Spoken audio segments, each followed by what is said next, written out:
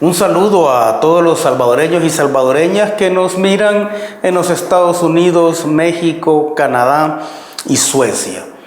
Un saludo muy especial a Edwin Cortés, Jorge Villegas, Evelyn Cortés y Mario Loy. Un saludo, un abrazo también a todos los salvadoreños que estamos viviendo en nuestro territorio, en nuestro país, tratando de construir algo mejor.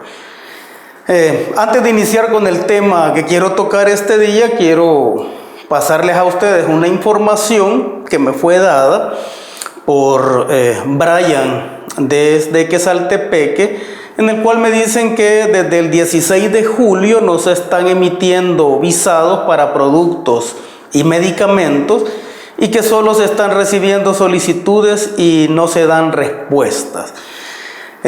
Lo cual está afectando obviamente a distribuidores de medicamentos y a pequeños empresarios de otros rubros. Entonces acá un llamado a la ministra de Salud para que tome cartas en el asunto. Seguramente eso de no estar emitiendo los visados se debe a algún tipo de recomposición en todo lo que es el aparataje burocrático, pero de alguna forma hay que saber responderle sobre todo a los pequeños y medianos empresarios para que estos cambios que son necesarios obviamente no le generen ningún tipo de pérdidas. Quiero partir de un pensamiento de Albert Einstein sobre que el mundo es un lugar peligroso, pero no por las personas que hacen el mal, sino por todas aquellas personas que se sientan a ver lo que pasa. A partir de ese pensamiento quiero desarrollar el tema de hoy con ustedes, y antes de eso voy a mencionar al menos un par de datos que me parecen importantes. En primer lugar, es necesario que denunciemos lo que está sucediendo en la Amazonía. Ya hay una especie de terrorismo ambiental. Entonces, ese incendio en la Amazonía no solo afecta obviamente a Brasil y los países cercanos o limítrofes, sino que ese incendio afecta a todo el planeta. Lo otro que hay que señalar, y que es como la parte risible de la coyuntura de esta semana al menos, son las pretensiones del diputado Rodolfo Parker de crear una CICIG, pero que no se meta con los empresarios, sino que únicamente con los funcionarios. Bien, ¿de qué vamos a hablar ahora? Vamos a hablar de cómo en esta coyuntura en particular se está tratando de fraguar una especie de golpe de Estado contra el presidente Nayib Bukele. Y eso hay que verlo en el marco de dos hechos muy particulares. En primer lugar, las elecciones internas del partido Arena vinieron a poner en evidencia la caída estrepitosa que este partido está teniendo. Ciertamente Arena como partido político, desde que perdió el poder ejecutivo, no ha vuelto a él. Sin embargo, al menos en las 3 pasadas elecciones ha mantenido un caudal de votos bastante considerable, lo cual era el reflejo de que al menos su militancia se mantenía consolidada y todavía veían a su partido como un referente político. Sin embargo, estas elecciones internas del partido Arena, que tuvieron una afluencia bastante pírrica, lo que pone en evidencia es que el partido está cayendo estrepitosamente. ¿Por qué? Porque una afluencia tan pobre para elegir a su máxima dirigencia ejecutiva, lo que nos pone de manifiesto es que la misma gente al interior de Arena, los mismos militantes de Arena, ya no creen en su partido. Por el otro lado tenemos al FMLN, que también sufrió una caída aparatosa en las elecciones municipales y legislativas de 2018 y en las elecciones presidenciales de 2019, y tal parece que ambos partidos no han logrado asimilar o no han logrado digerir esa derrota. En el caso del partido Arena, la misma colocación de su dirigencia, la misma forma en la cual están llevando a cabo todo su quehacer político, nos expresa o nos manifiesta que no han entendido el mensaje, y en el caso del FMLN me parece que no ha entendido cuál es su nuevo papel, es decir, su nuevo papel como oposición, y mucho menos el FMLN no ha comprendido qué significa ser revolucionario en esta actual coyuntura. A veces nosotros creemos que ya se ha dicho todo, pero cuando hacemos el análisis de la política nos damos cuenta de que a pesar de haber dicho todo, no se ha dicho nada. Cuando estamos haciendo precisamente ese análisis político, lo que debemos buscar es la coherencia. Y cuando no existe coherencia, hay que sospechar. Si estamos hablando de la construcción de un escenario político en el cual existe un gobierno que fue llevado por una inmensa mayoría de la población y tenemos dos partidos antes mayoritarios y que se convierten en su oposición, lo que hay que tratar de definir en ese escenario político es cómo está viendo cada uno de sus partidos a su enemigo principal. En el caso de la oligarquía salvadoreña o en el caso del gran capital, el enemigo principal de ellos siempre ha estado claro, ¿no? Su enemigo principal es el pueblo.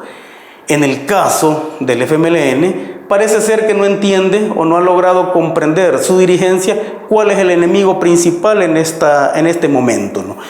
Entonces, venimos, y voy a hablar específicamente del FMLN porque quiero referirme a la movilización que se pretendió hacer masiva de excombatientes.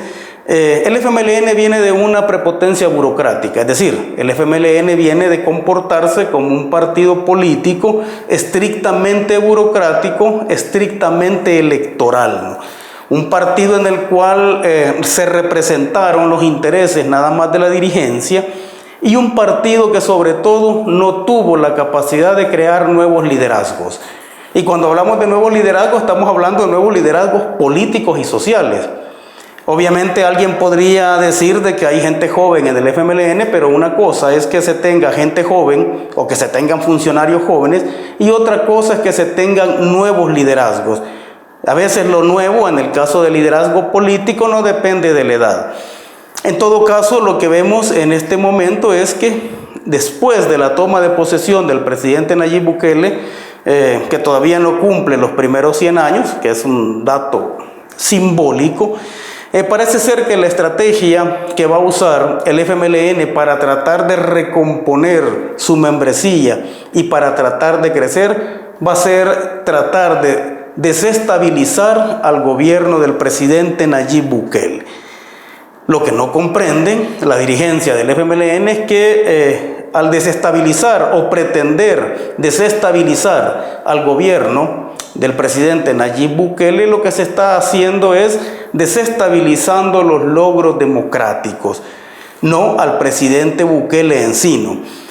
No estamos en la coyuntura de los años 70 y los años 80, en lo cual la opinión pública y las masas y las organizaciones sociales se movilizaban para tratar de frenar todos los desmanes de la dictadura, sino que estamos en una época distinta en la cual el juego político está estrictamente fincado en la parte electoral, ¿no? Entonces, al tratar de desestabilizar al gobierno del presidente Nayib Bukele, el FMLN lo que está haciendo es poniendo en juego o poniendo en peligro lo que podríamos llamar como la revolución democrática en su parte instrumental.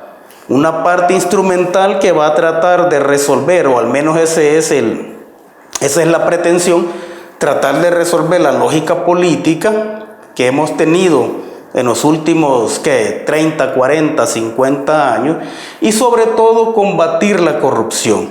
Entonces, cuando se pretende desestabilizar a un gobierno, y en particular cuando se pretende desestabilizar al gobierno del presidente Nayib Bukele, lo que se está poniendo en peligro son los logros democráticos, ¿no? Entonces, ese tipo de maniobras para desestabilizar lo que pretenden es tratar de detener o tratar de frenar o minar de alguna forma la popularidad del presidente Bukele, ¿no? Ahora, hay que comprender que si estamos hablando de una gestión que tiene, según las últimas encuestas, un 85% de la aprobación popular, entonces cualquier tipo de maniobra es una maniobra en contra de la opinión pública mayoritaria. Ahora, ¿qué es lo que se pretende usar o qué es lo que pretende usar el FMLN como mecanismo para lograr minar toda la parte de la gobernabilidad del presidente Bukele? Pretende usar la protesta social como una táctica. Y esa protesta social, acompañada de movilización social que pretende llevar a cabo el FMLN, obviamente lo va a hacer a través de los sindicatos, los gremios y las organizaciones sociales que la dirigencia del partido considera todavía afines a él, ¿no? ¿Y por qué? ¿Por qué va a buscar tratar de generar ese tipo de ambiente inestable en términos políticos usando a las organizaciones sociales? Porque todos tenemos un botón, el cual si es apretado nos activa, nos hace pensar y nos hace protestar. En el caso de las organizaciones sociales con tradición de izquierda, el botón que hay que apretar es el botón de la amenaza a la revolución. Otros tienen otro tipo de botones, por supuesto, no hay quienes hay que apretarle el botón de la vanidad y se activa, a otros hay que apretarles el botón de la corrupción y se activa, pero en este caso la protesta social pretende ser impulsada a través de las organizaciones sociales en general. El problema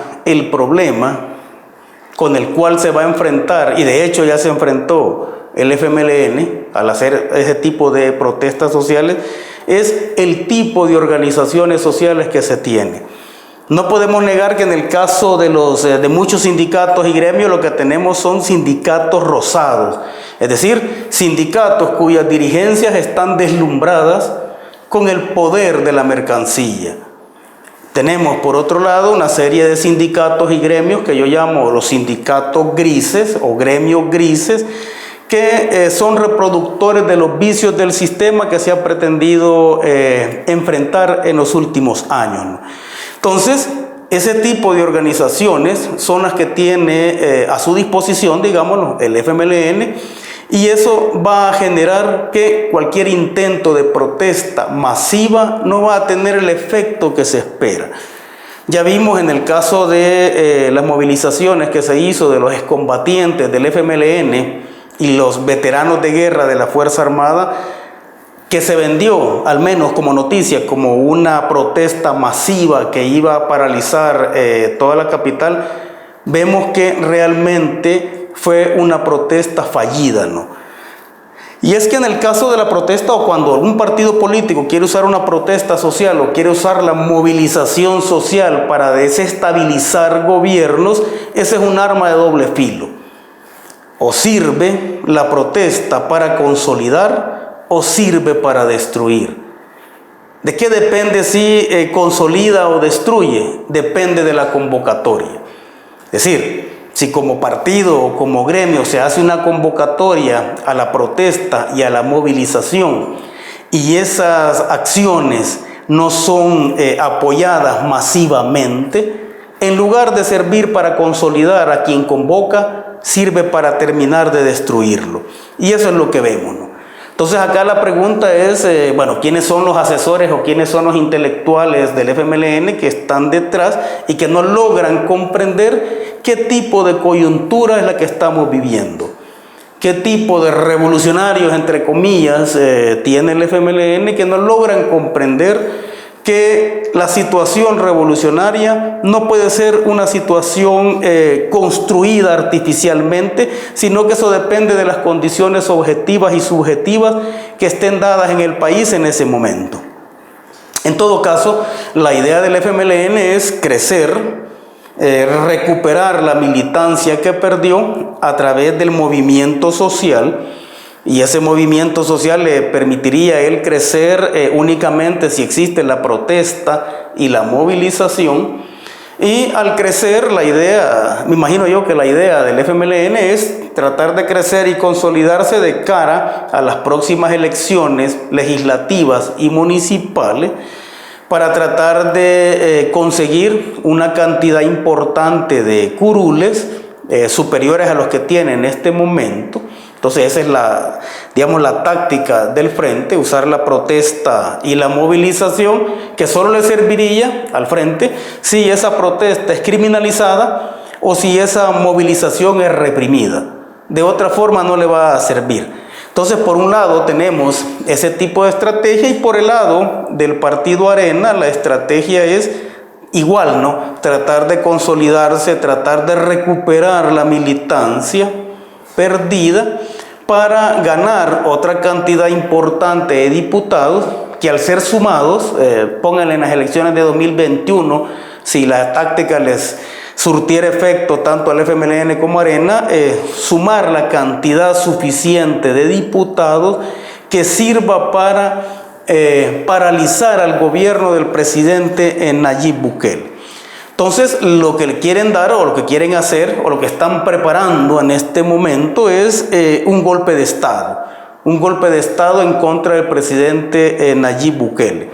Ya uno de los dirigentes del FMLN dijo que si se metían con los excombatientes, estos podían generar un caos en todo el país.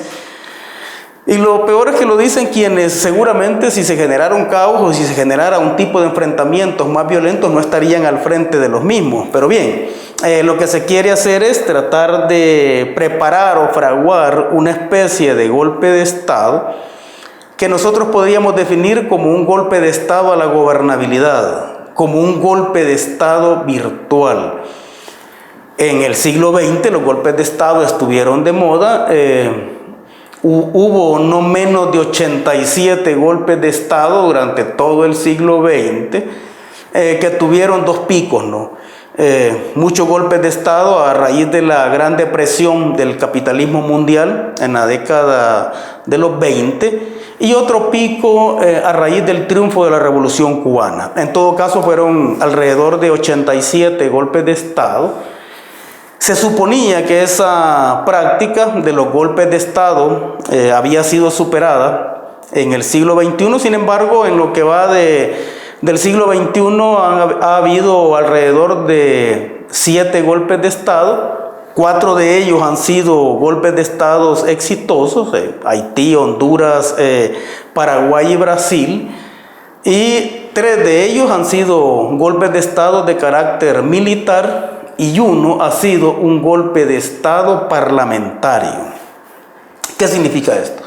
Significa que se puede, al menos en el siglo XXI, la dinámica de los golpes de Estado y la lógica de los golpes de Estado ya no es igual a la del siglo XX, y entonces ahora la idea es impulsar golpes de Estado virtuales, al menos yo así lo llamo, ¿no? Golpes de Estado virtuales, es decir, golpes de Estado que sin deponer al presidente le impiden impulsar todos los proyectos que su gobierno tiene pensado. Entonces, ese sería, o eso se pretende, ¿no? Un golpe de Estado virtual, el frente a través de la protesta y la movilización, el partido Arena a través de tratar de consolidarse, tratar de recuperar a toda su militancia para que le genere una cantidad importante de diputados. Y entonces lo que hay que hacer o lo que el frente necesita para poder impulsar esa táctica, que a mí me parece una táctica bastante perversa, es tratar de generar focos de protesta, ¿no?